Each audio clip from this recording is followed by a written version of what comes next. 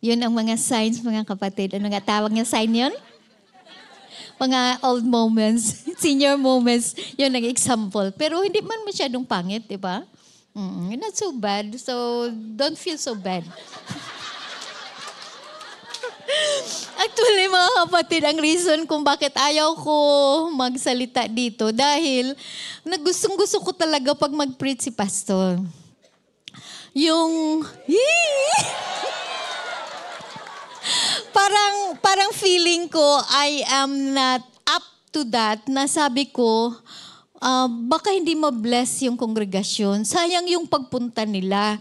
Grabe ang pagod for the whole week. Tapos mag-prepare sila, pupunta sila dito. Tapos ako ang mag-preach. Tapos hindi sila ma-bless. So yun ang nasa isip ko, mga kapatid. Pero talagang hindi ka pala talaga patutulugin ng Panginoon pag merong mensahe ang Diyos na gustong ihatid sa atin, mga kapatid. Ito, hindi ito siya scriptural pa. Amen. Itong nakita ko lang ito siya. Ito yung, kilala nyo si Steve Jobs. Ang pangalan niya pala is Stephen Paul Jobs. Siya yung co-founder ng Apple Company. So alam nyo na bilyonaryo siya, di ba? So nakita ko yung story of life na siya ang nagsabi. Sabi ni Steve Jobs sa kanyang final reflection, ito was his wake-up call when he was 56 years old. Sabi niya, I climbed to the top of the business world. In the eyes of many, I was a symbol of success, wealth, innovation, influence. But as I lay here in a hospital bed, facing the end of my life, something has become painfully clear. Beyond work, there was so little true joy. All the trophies I once held so tightly, recognition, money, achievement, now feel small, fragile, powerless in the face of death. You can hire people to drive your car, to clean your house, even to run your company. But you can't pay someone to carry your pain. You can't outsource the weight of your illness. And you certainly can't hire someone to die in your place. Material things can be replaced, but life once lost is gone forever.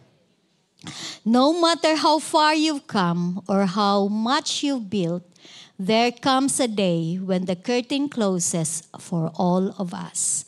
So let me tell you what really matters. Love your family. Cherish your friends. I love you, friends. Love ko mga friends ko. Sabihin nyo sa friend nyo, I love you, friend.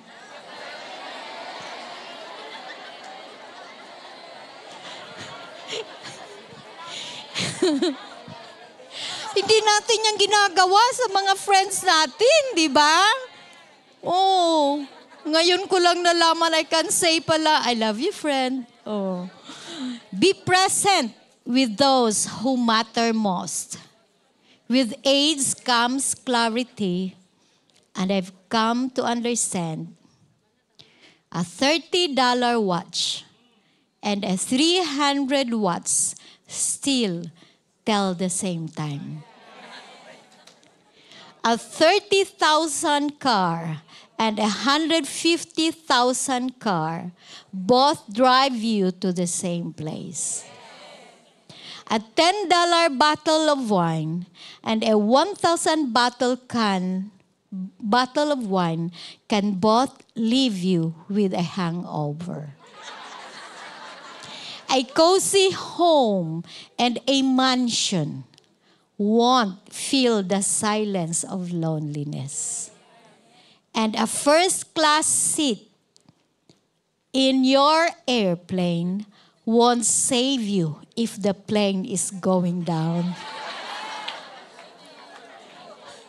True happiness is simple. It's the warmth of someone's hand in yours. A shared laugh, A memory whispered in the quiet.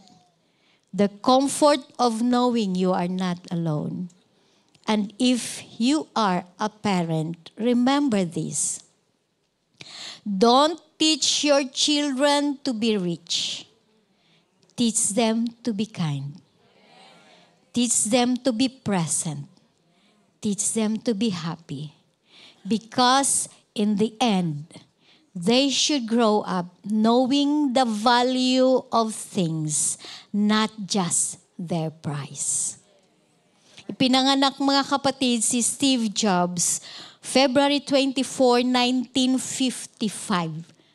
10 years older lang siya sa akin. But when he died, we were celebrating Pastor Duji's happy birthday because he passed away October 5, 2011.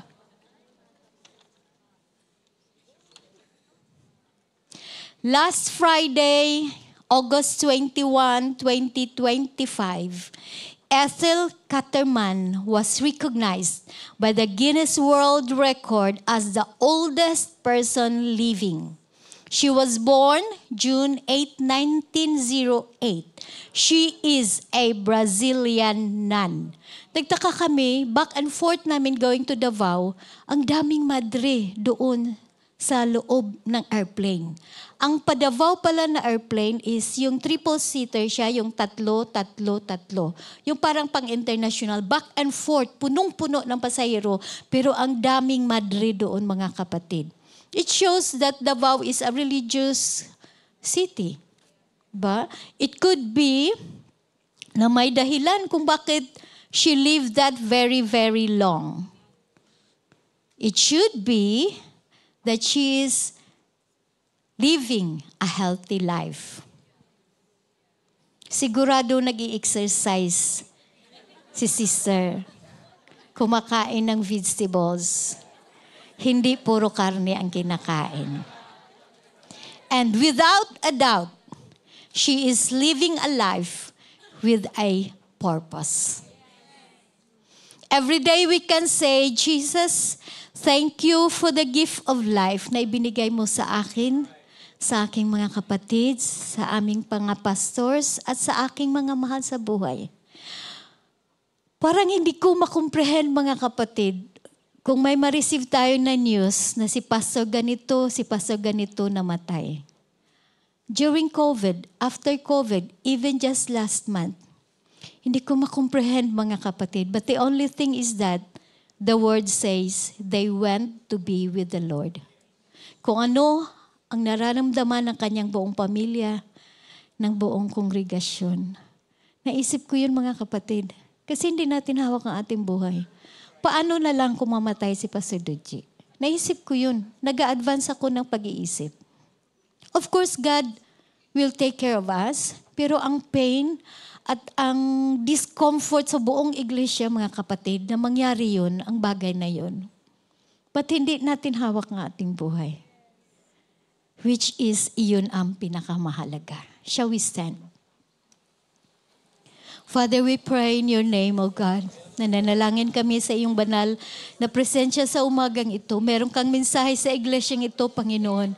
Kaya Lord, we are here today. May you stretch forth your anointing hands. Alam namin ang mga salita mo ay already anointed, but we pray that you will anoint the speaker and the hearer of your word and help us to go home, Panginoon, na nabigyan namin ng halaga ang aming mga buhay na ipinagkaloob niyo sa amin. Thank you once again for this gift. In Jesus' name, amen. You may be seated. Shall we give a hand praise to the Lord?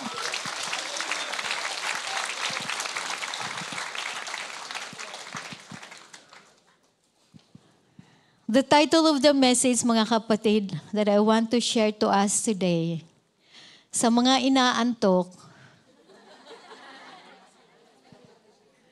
okay lang, alam namin pagod kayo. We understand, and I will not be discouraged to see na inaantok ka.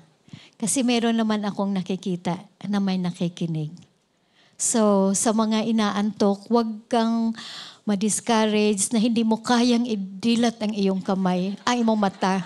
Kasi ang tenga mo naman ay bukas pa naman. O, alangan man na matulog ka, itakpan mo pa tenga mo, hindi parang it's hurting naman mga kapatid, di ba? Na may nagsasalita dito tapos sinatakpan mo yung tenga mo. Okay lang, pikit mo lang yung mata mo. Huwag ka lang mag-snore. Kasi sigurado tatawanan ka ng kapatid mo. Anyway, I'm just making this lighter mga kapatid dahil parang medyo mabigat-bigat ito. The title of the message is Only One Life. Sabihin mo sa katabi mo, only one life.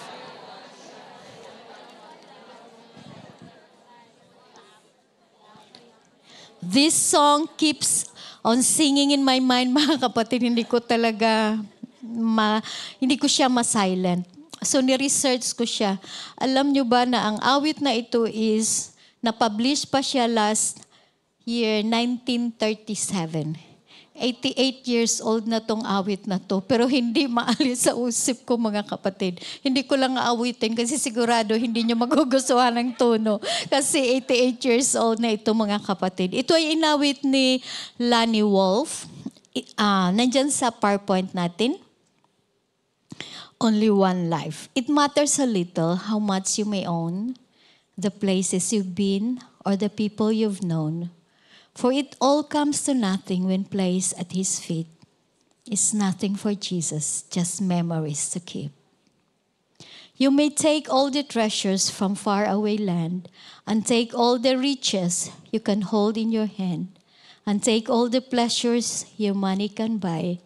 But what will you have when it's your time to die? The days pass so swiftly, the months come and go. The years melt away like a new falling snow. Spring turns to summer and summer to fall. Autumn brings winter and death comes to all. Only one life, how soon it will pass. Only what's done for Christ will last. Only one chance to do His will. So give to Jesus all your days.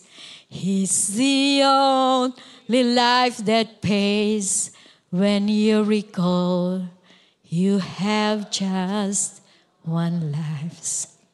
When our lives are aligned with His word, then we can say, only what's done for Christ will last. Or only what's done through Christ will last.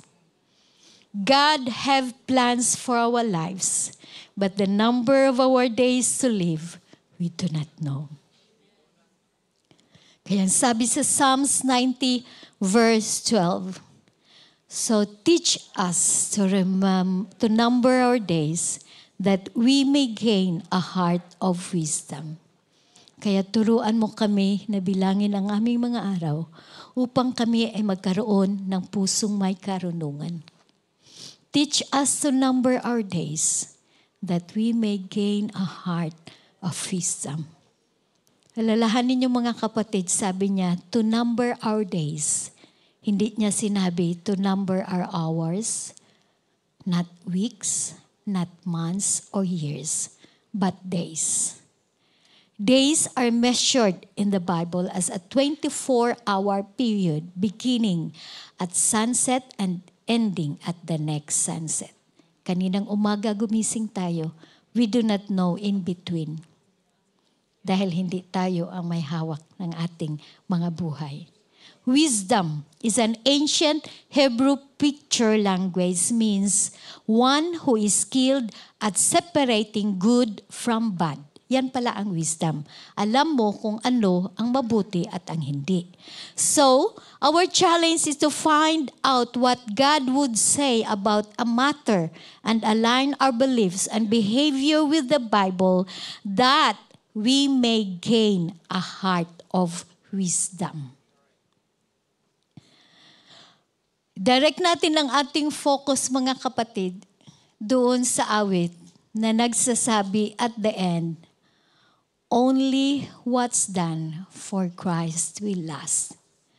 So for me to be very, very make sure na hindi mali-mali yung aking gagawin, mga kapatid, I have always to refer to the Word of God para hindi tayo magkamali. Because only what's done for Christ will last. Kaya mga kapatid, tingnan natin that we may gain a heart of wisdom in knowing that only what's done for Christ will last. Number 1, living a life holy and acceptable to God. Romans chapter 12. I beseech you therefore, brethren, by the mercies of God, that you present your bodies a living sacrifice, holy, acceptable to God, which is your reasonable service. Ang pagpunta nyo dito ngayon, mga kapatid, this is called a reasonable service. Dahil ang ating pagsasamba sa Diyos is our reasonable service. So, kaya natin gawin yun. What's done for Christ will last. So, we did one thing already. No, nakapunta tayo dito, nagsamba tayo. Oh yes, I did what's done for Christ will last. Verse 2. And do not be conformed to this world, but be transformed by the renewing of your mind, that you may prove what is that good and acceptable and perfect will of God. No? Kundi magbago kayo sa pamamamagitan ng pagbabago ng inyong pag-iisip. Ang atin lang palang pagbabago will only take effect at first, baguhin natin ang ating pag-iisip upang mapatunayan ninyo kung alin ang mabuti, kasiyasiya at lubos ng kalooban ng Diyos. Kaya natin yung gawin? Yeah, that is also what's done for Christ will last.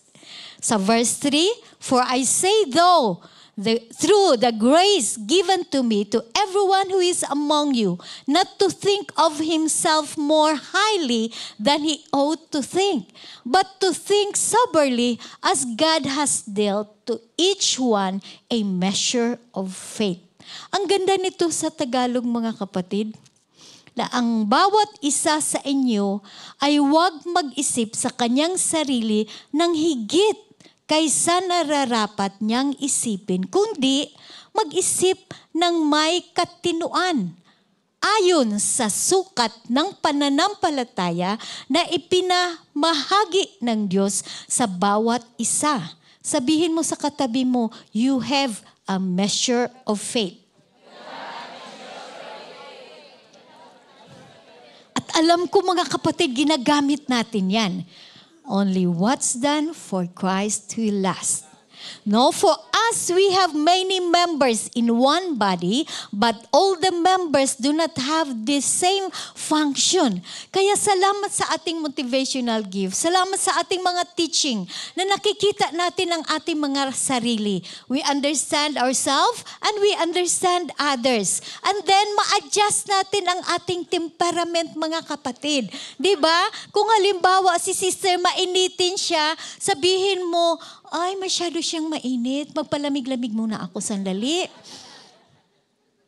Kung ang halimbawa, yung kaibigan mo is, nakita mo na ang gift pala niya is yung word of affirmation, maghanap ka ng word na sabihin mo na kahit pa at that time, masungit siya sa iyo. Pero hanapin mo yung word na nakita mo na maganda sa kanya.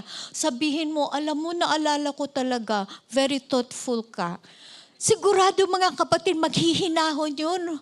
Dahil nasabi mo yung gift noon na kanyang hinahanap sa kanyang buhay. Oo. Kasi kunti lang naman dito ang nangangailangan ng gift, no? Tatlo lang naman, kilala ko na yung mga itsura ng mga yon. Alam na natin kung anong gagawin natin. Pag makita niyo si Brother Sunny na parang medyo may usok, oo, maghanap ka. Hanap ka dyan ng mabigay mo sa kanya. Kuha ka ng water. Kung wala talaga, brother, para pong, Mainit na yung ulo mo, inom ka muna. Kasi sigurado mag-cool down yan mga kapatid. Dahil napag-aralan natin na tayo lang din mga kapatid ang makapacify, no? Or maka-appreciate or sabi nga is yung love bank. Tayo maka-deposit. Tama ba yun? Love tank. Love tank, love bank. Love tank, mapupunuan natin kasi nakukulangan na eh. So yung friends natin, nakilala natin yung kanilang mga love language, napupunuan natin yung mga nakukulangan. So, ang mangyayari niyan is, lagi na tayo nitong, I love you, friend. Kasi alam mo na kung ano ang love language niya. I love the love language mga kapatid. So verse 5, so we being many are one body in Christ and individually members of one. Having the gifts different according, no? Dahil lahat tayo meron gift. No, different according to the grace that is given to us, let us use them. Bawat isa sa atin may gift. So we can use this only what's done for Christ will last. No? Kung tingnan natin, if you have that gift of prophecy, then let us prophesy in proportion to your faith. Or ministry, let us use it in our ministering, for he who teaches in teaching. So, kung sino naman ang may gift to exhort, in exhortation. Kung sino naman yung may gift na magbigay with liberality. He who leads with diligence, and he who shows mercy with cheerfulness. Let love be without hypocrisy. Abhor what is evil. Cling to what is good. Sabi, ang pag-ibig ay maging walang pagkukunwari. Ang hirap man siguro magpakunwari na umiibig ka, no? Parang hindi man natin kaya, no? Makonsensya ka man dayo, wala ka mong pagmamaro niya pa I love you ka, niya. Awayon ko nimo pagtalikod na ako. Yun, pagkukunwari yun. Sa mga nakaintindi lang, no? Di ba? Oo. Dahil sa harapan, friend ka, dun sa likod pala, hindi ka lang ikaw, friend. So yun pala ang pagkukunwari. No? Be kind, affectionate to one another with brotherly love. In honor, giving preference to one another. Pagmahalan kayo na may pag-ibig bilang magkakapatid. Sa pagpaparangal sa iba ay mag-unahan kayo. I love this mga kapatid, no? Sa pagpaparangal sa iba, mag-unahan kayo. So ganun pala, ang ganda pala na meron kang kasama, yung wag mo laging banggitin yung mga bagay na hindi maganda sa kanya. Kasi hindi nakaka-lift up, hindi nakaka-encourage. Hanapin mo yung word na kung baga mabigyan mo siya ng parangal, sabihin mo na, uy, alam mo mother, gusto ko yan siya kasi kahit na pagod yan, nakikita mo talaga yan, nagmamap talaga yan siya. So parangalan natin yung iba at magpaunahan pa tayo. Hindi yung magpaunahan tayo magsabi ng mali ng iba. Hindi natin yung gagawin. Ang gagawin natin is, gawin natin na parangalan yung ating kapatid dahil sa lahat naman na oras, marami din yan nagawang mga magagandang bagay. See what is good and speak about it. Hayaan mo na lang yung hindi maganda. Doon mo kay Jesus isumbong sa umaga.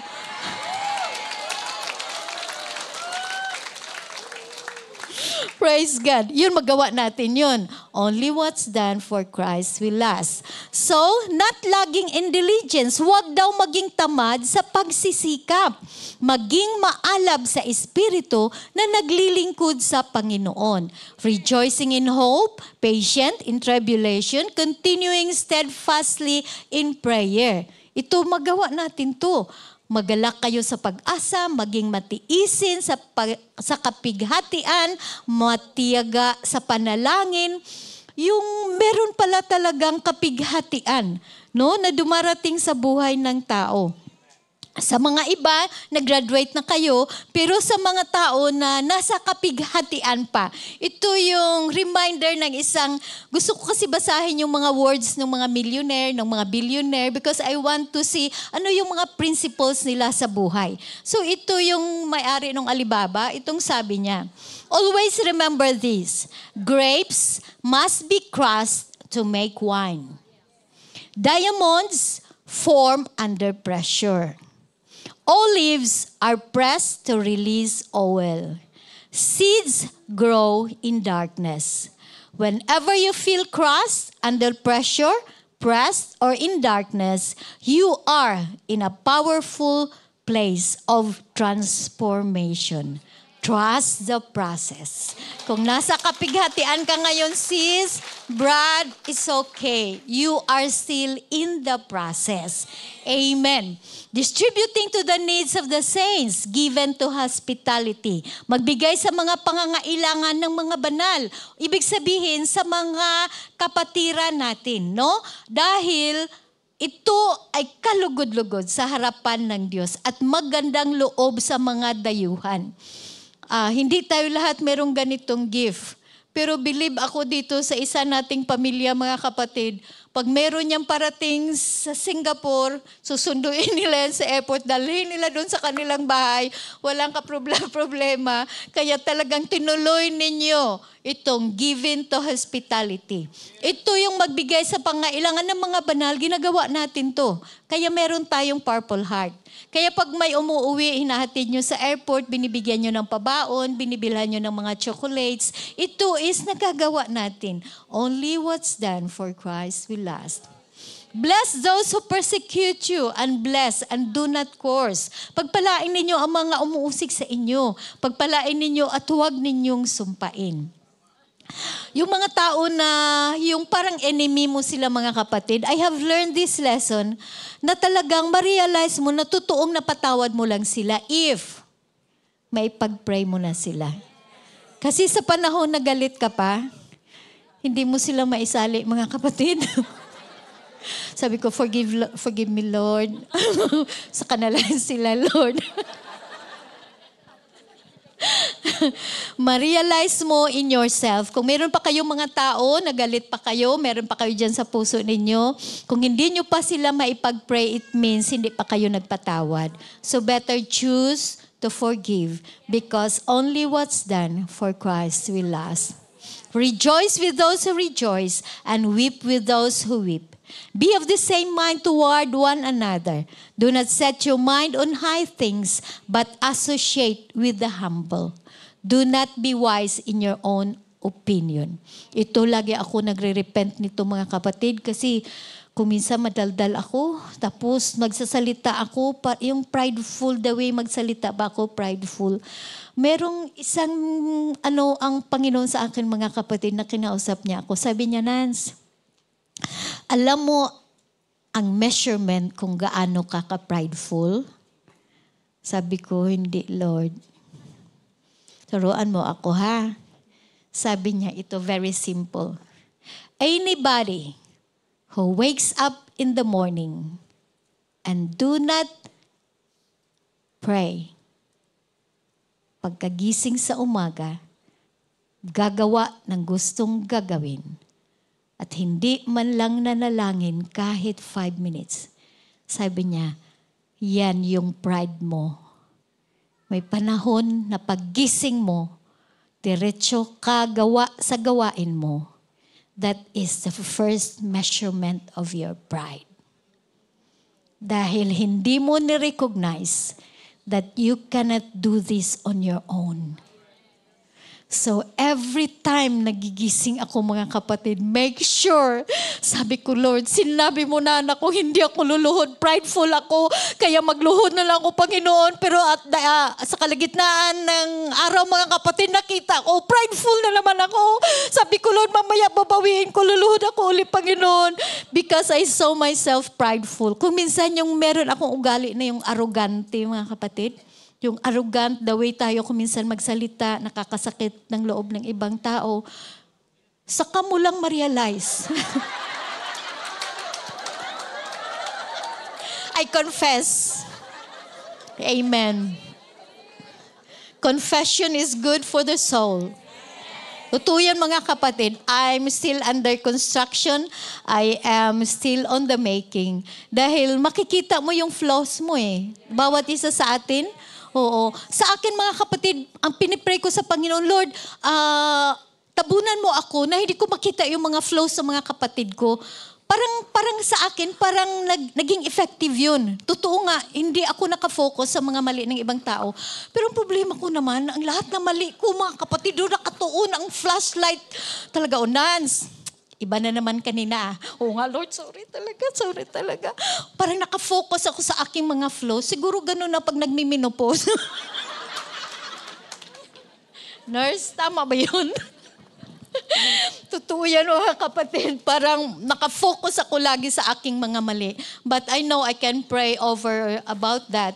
Dahil sinabi ko nga sa Panginoon, I do not want to see the faults of others. So, nangyayari yun. Hindi yun, nito, effective sa akin yun na prayer. So ngayon, ang para naman sa akin, no? Ipakita naman sa akin ng Panginoon yung, pero maganda pa rin yung nakikita mong mali mo. I think that is still good. Sige na lang, Lord, dayaan ko na lang, makita ko lang yung mali ko, Panginoon. Basta i-convict mo lang ako so I can repent. So, be of the same mind towards one another. Do not set your mind on high things, but associate with the humble and do not be wise in your own opinion. Kung minsan kasi, no, ang ating opinion ang nasusunod. Repay no evil for evil. Have regard for good things in the sight of men. If it is possible, as much as depends on you, live peaceably with all men. Ito maganda to mga kapatid. Kung maaari hanggang sa inyong makakaya, ay makipamuhay kayo ng mapayapa sa lahat ng mga tao. Be at peace with all men. Sinabi all. May mga iba dyan na hindi kayo at peace sa inyong mga asawa. Sabi ni Lord, live at peace with all men. Ang iba sa mga nanay dito, dahil nag-black ball ang inyong mga anak, you do not live at peace with your children. So live at peace with all men dahil ang Diyos ang tutulong sa inyo kung paano ma-solve ang problema na yon. Kung nangangapit bahay doon si brother, wag mo lang si brother ngak-ngakan because anyway, you are part of the problem. The reason why He has done that, because you are here. There was a need that was not completed. So, wag mo siya lahat i-blame. Isumbong mo siya kay Lord, sabihin mo sa Panginoon kung ano yung nararamdaman mo, then the Lord will make a way. Beloved, do not take offense yourself, but rather give place to wrath. For it is written, vengeance is mine, I will repay. Itong word na ito mga kapatid, vengeance is mine, I will repay. Wag na wag natin gamitin to. Dahil if tayo ang magsalita nito, hindi mangyayari. Dahil ang word na ito, ang Diyos ang nagsabi. Hindi tayo ang magsabi nito. Hindi tayo mga kapatid, ipagtatanggol ng Diyos kung ito ang salita na manggagaling sa ating bibig. Siya lang dapat ang magsabi nito. Dahil kung tinuruan tayo ng Panginoon to live peaceably with all men, then the Lord will take charge. Do not take charge. Always say to God, Lord, ilagay ko to sa iyong paanan, please take over. Dahil masyadong mabigat. Therefore, if your enemy is hungry, feed him. If he is thirsty, give him a drink. For in so doing, you will heap coals of fire on your head. Ibig sabihin mga kapatid, na kahit pa man enemy mo, pero kung bibigyan mo at gawan mo ng mabuti, ang mangyayari sila pa ang maging kaibigan mo. Do not be overcome evil, but overcome evil with good. Only one life, so soon it will pass. It is reminding us to examine how we invest our time, our talents, our energy, and our resources. that we may gain a heart of wisdom. Ang focus natin is sa ating magagawa. In knowing that only what's done for Christ will last. Number 2 is, let's go preach or teach the gospel. Romans 1:16-17.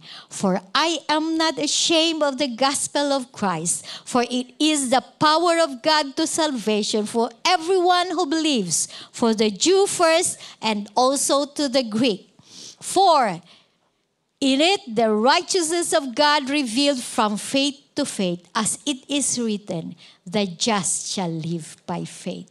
1 Peter 4:17-18. For the time has come for judgment to begin at the house of God. And if it begins with us first, what will be the end of those who do not obey the gospel? Romans 10:14-15. How then shall they call on him in whom they have not believed? And how shall they believe in him of whom they have not heard? And how shall they hear without a preacher? And how shall they preach unless they are sent? As it is written, how beautiful are the feet of those who preach the gospel of peace, who bring glad tidings of good things. Pangatlo, mga kapatid, as we focus on only what's done for Christ will last, that we may gain a heart of wisdom in knowing that only what's done for Christ will last. Let's go make disciples. Siguradong sigurado, what's done for Christ will last. Matthew 28:19-20. Go therefore and make disciples of all nations, baptizing them in the name of the Father and of the Son and of the Holy Spirit, teaching them to observe all things that I have commanded you. And lo, I am with you always, even to the end of the age. Why making disciples is important, mga kapatid? Because it is God's great commission. Sigurado hindi tayo magkakamali dyan. When we make disciples, we are doing only what's done for Christ will last. We are making disciples when we introduce people to Jesus and help them to come to saving faith in Him, teaching them until they will come to the knowledge of what the gospel is. Sa mga nagdadala ng bisita, only what's done for Christ will last. Sa ating mga kapatid dyan sa visitors orientation, sa ating mga counselor na nagpipray dito sa harapan, sa mga nagvi-visitors follow-up, only what's done for Christ will last. Making disciple is a long life process, teaching and mentoring new believers to obey all that Jesus commanded. Walking through life together, sharing godly principles that we learned, and modeling how to pray, how to study the Bible, and grow together spiritually is part of making disciples. Kaya group servant, you are so privileged that you have those names in your list. Yung pumunta dito sa harapan na ipinagpipray ninyo na nabaptized, ang aking puso talaga, mga kapatid, pag nasa office kami at mag-key-in ng membership file, pag meron dyan every Sunday off, sa isip ko kaagad, ting! It means this can be discipled. Nasa inyong mga kamay, binigyan na kayo ng mga tao na inyong idisipulo. Sa lahat ng mga zone servants, sa lahat na District 7, maraming salamat na tinitake over nyo yung mga hindi nagagawa ng group servant. Narinig ninyo yung testimony ni Sister Bless. Kung walang may nag-mentor sa kanya, mga kapatid, kung dumating siya sa church, na nagulat siya, bakit nyo memorize ang John 3:16? Kung walang may nag-mentor sa kanya, hindi na siya nagpatuloy. Dahil ano ba ang halaga ng John 3:16? But because somebody took care of her. Somebody invited her to a prayer group. Somebody invited her sa care group. That is mentoring, mga kapatid. And you do not need to be a group servant to mentor somebody. Anybody na kakilala mo, dalhin mo sa care group, dalhin mo sa prayer group. That is a way that we are making disciples. The purpose why we need to mentor them is for these newly developed disciples to then go on and make more disciples, spreading the gospel and God's teaching to others. Nabibless talaga ako sa mga napopost ng ating mga kabataan. Tuwang-tuwa talaga ako, nakikita ko sila.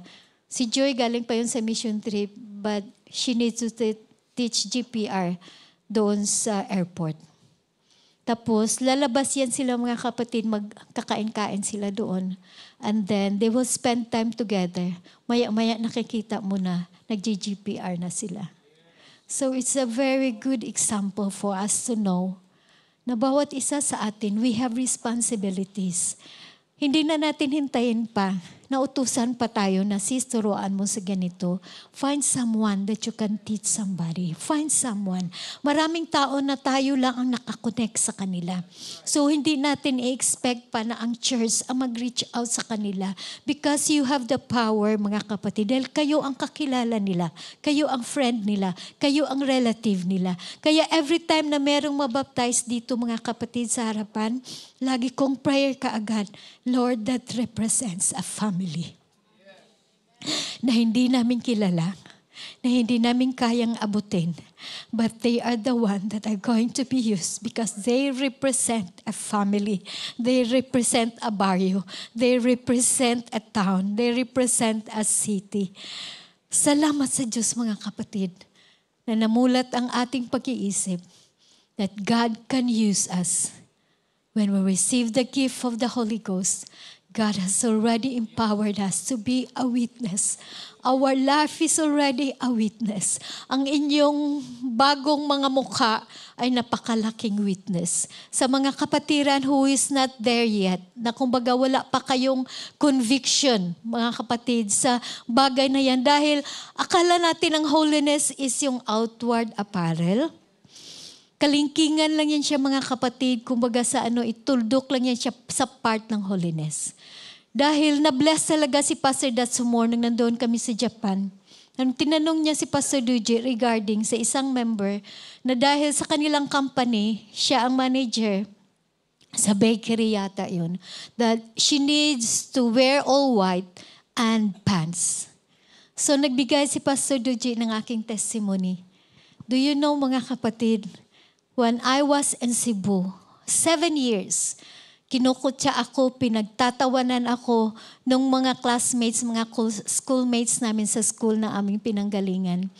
Dahil papunta ako sa company, whoever knows, doon sa Lapu-Lapu City kami nakatira, nagtatrabaho kami sa Mactan Export Processing Zone.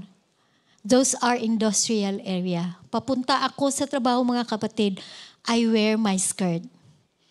Then because it is a requirement sa loob ng company for safety reason, I need to wear pants. So inalaw ako ng aking boss, mga kapatid, na ang aking pants ay hindi siya pants na pants, kundi para siyang palda. But for emergency sake, makatakbo ako na hindi ako matutumba dahil hindi ako nakapalda. So every day yan, nakapantalon ako. Pagdating sa loob, magpapalit ako. Paglalabas, pupunta ako, magpapalit na naman ako ng palda. Sinisigawan ako niya ng mga boys sa aming mga schoolmates. Santa, Santita, Santa, Santita. It means pahuli-holi ka. Pero hindi ka naman holy.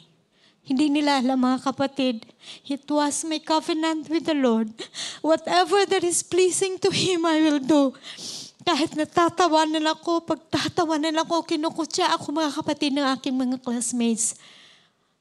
More than ilang thousand sa buong company, ako lang nag-iisang nakapalda pag lumabas. Because it is an industrial area.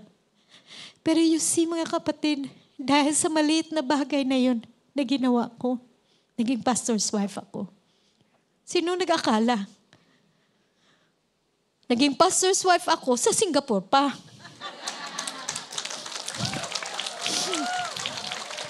So yung little things na ginagawa ninyo, mga kapatid, when it is done for Christ, for sure, it will last. Basahin natin ang Ephesians chapter 1, verse 11. Because God have plans for our lives. Again, we do not know the number of our days. Lagi nating minimemorize yung Jeremiah 29. Memorize natin yun. But when I see this, Ephesians 1:11, furthermore, because we are united with Christ, we have received an inheritance from God, for He chose us in advance. Sabihin mo sa katabi mo, in advance. For He chose us in advance, and He makes everything work out according to His plan. Shall we stand, mga kapatid? Only one life. It will soon be past. Only what's done for Christ will last. It is my prayer, mga kapatid. Oh God, please help us not to waste our life. We have only one, then eternity, Lord. Please make it count, so it will not be a wasted life. Sa mga pinagpipray natin ng mga kapatiran natin, ng mga prodigals, yung mga backslider, do not lose hope. Our God is a God of second chance. Hanggat hindi pa nag-rapture, they still have a chance. Kung mga mahal nyo sa buhay, hindi sila nakapagpatuloy because of whatever circumstances, remember, there is always a second chance. Let's be grateful for the beautiful life God has given us. There really is only one life, and it will soon be past. But by His grace, I want to make sure what's left behind will last. Isipin natin, mga kapatid, darating ang araw, nahihiga tayo sa kabaong. If you will think back, what have you done for Christ that will last? I want us to look forward. Hindi tayo mag-look backward. Because the backward was already done, already finished.